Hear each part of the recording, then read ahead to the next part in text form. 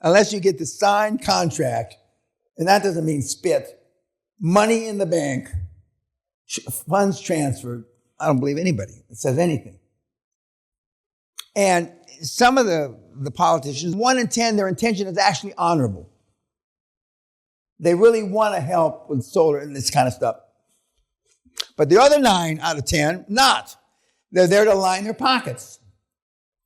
We don't have it on the webinar now, but another webinar that we used to, have with Simon, the day we called to do a webinar with him. And he's got the bottle of whiskey. And he said, I had planned on opening this when I did my first deal. Coincidentally, Dan, I just wired into my account $32.1 million, which is the first tranche of the first tranche of the first tranche. 30 million out of 180 million out of 2 billion 6. And I told him, and he's opening the bottle, and the kids that were in the room were all excited. I was excited for him, but I had already discussed with him that I believe the administrations were changing. The sands of time were changing, and I told him, go around to all the professionals. There were 7 professional firms involved, and ask them to take a haircut, because the first 180 million was going to be for fees. It's rarely that you can get them to pay all the fees up front, 180 million. So he went around to all the professionals, accounting firms, law firms. They all said, no, we're not going to take a haircut. And he was due 90 million in fees. And so he kept the 31 million. And the rest of the 180 million, 150 million disappeared into cyberspace.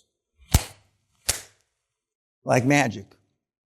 It left Bank A, where you guys live, and it never got to Bank B and C somehow. And the people that were in charge of that retired. And so then the PwC and all these guys, and he lived in the penthouse of the Four Seasons in Kuala Lumpur.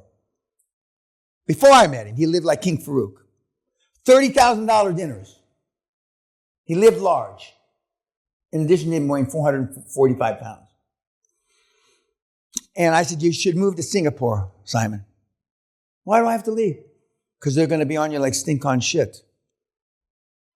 He moved to Singapore just ahead of the professionals' lawyers. And he said, how did you know, Dan?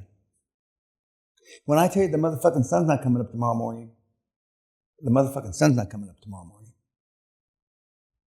Now when I tell him it's going to rain, he takes an umbrella even if there's sunshine in Singapore. Because I know. Just fucking do it. Subscribe now.